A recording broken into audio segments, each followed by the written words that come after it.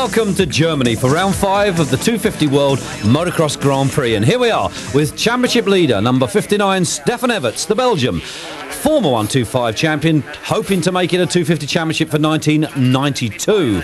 And mechanic there of the British entry, number 19, Robbie Herrin. That's Harvey Beltram with the Castrol Honda. And Herrin hoping for some good points here today in this German Grand Prix. Puzar, Alexandra Puzar, the Italian, making some final adjustments to the front brake of the Chesterfield Yamaha, one of the 3 Chesterfield team riders here today. James Dobb, number 23, one of the Englishmen, waves to our camera on the works machine. And there's Paul Malin, 98, on a predominantly production machine today.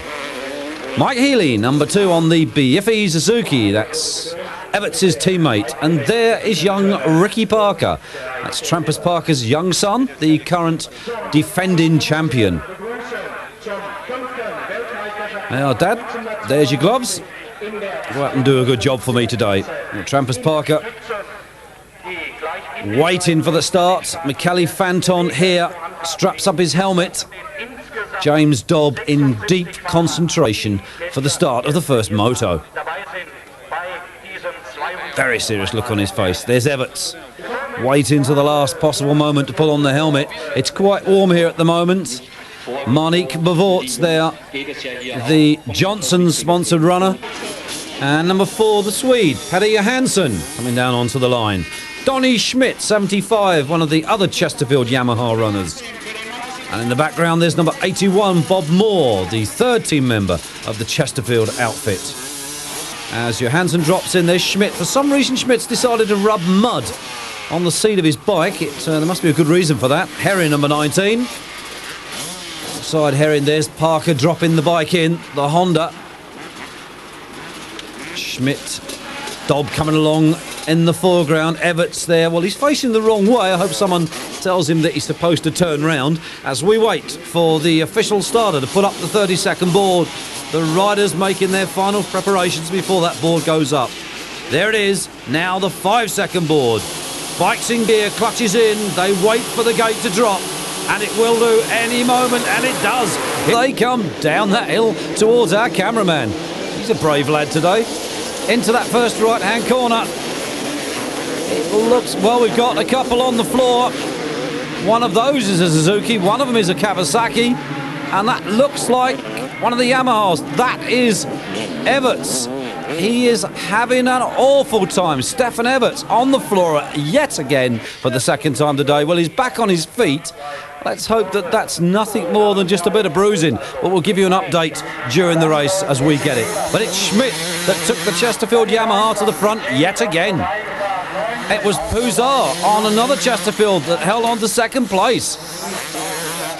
Then behind those, it was Dobby. Then it's Herrin in 4th. The 2 British riders. There's Parker going through. There's Healy. Johansson Bevorts is there. There's Gazarat. Peter Ivan on the Kawasaki. Hunt, the British rider. Fanton is there. So is Diamond. Deep Marlacki going through. And that's Eastwood. There's young Mark Eastwood. But we're back with the leader once again, Donny Schmidt. Really is flying that Chesterfield Yamaha over those jumps. There's no doubt about it, Schmidt is on the boil. And look at Puzar, the young Italian, who's just bought himself a Ferrari. Looking back for 3rd place. It's Pekka Väkkönen, number 6 is there, 3rd. He's got Evertson with him. There's Herrin, number 19, the British rider, on that Castrol 250 Honda. There's Dobb on the Kawasaki. That's Trampus Parker. There's Healy. And that's Petter Johansson. There's Bevorts, number 5. That's Gazarat, 28. Well, they are really coming through full steam at the moment. There's Fanton. Axel Holbert with Diamond. That's Mark Eastwood now. He's got Bob Moore on the inside of him, number 81. But he's holding off Moore. It's a great ride from the Kentish man. Moore trying on the outside. Has he got him? I think he might have just squeezed past, yes. Oh, hang on. This is what to do if you are not interested in racing. Go bungee jumping. Now, this is some 100 and odd foot that they're leaping off the top of that tower. Wonderful view of the race as the race leader comes into view. Number 75, Donny Schmidt. I understand that Donny Schmidt says that if he wins all 3 races, he'll have a go at bungee jumping. Puza, number 3, the Italian, in second spot at the moment. Oh, and down went somebody. That's Herring through. Everton through as well. I'll pick up who the rider was that went down, but I would say it was probably Väkkönen. It was Pekka Väkkönen, number 6. He's now got Trampas Parker parked right up his rear tailpipe. There's Healy, number 2, still suffering the effects of that injured ankle. Petty Johansson, number 4, behind him, but here's the leader. Schmidt, 75, looking very much a 2-leg winner. And if he does it in the 3rd leg, we'll see him take a leap off that tower. Schmidt, the American 1990 125 champion. Came to Europe in about 1989 for the first time. There's Herring, number 19, looking good at the moment in second place. And Puza dropping back, so Herring really has got the power down. Through the humps and the bumps and the jumps, there's Everton, number 8. Here goes the race leader, styling it from the crowd. The American Schmidt, having fun.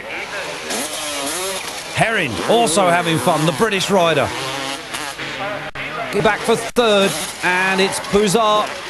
The Castrol Honda now splitting up those 2 Chesterfield Yamahas. Johansson down the hill. Next it's Everton over the top. Looking back behind Everton, here comes Parker, the defending champion, number 1. And the checkered flag goes out, and a big wheelie for the race winner, number 75, Donny Schmidt. Home in 2nd, and with that radiator obviously holding out, number 19, Robbie Herring. Looking back for 3rd, it should be Petty Johansson, and indeed it was. Edwin Everton there in 4th. And the defending champion, Trampas Parker, coming home in 5th.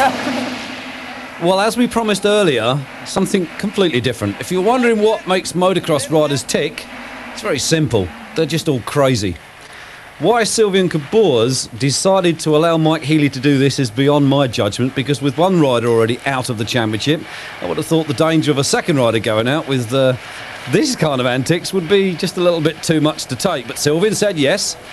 Okay, stop now. Just like a true American, Mike Healy makes his way up to the top of that crane. That's over 100 foot.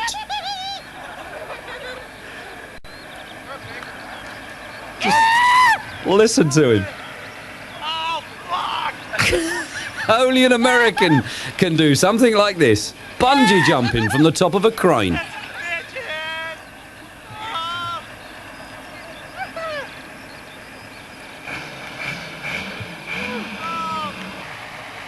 Well, great fun for Mike Healy. I'm sure the crowd enjoyed all his expressions as they lower him back to terra firma Mother Earth.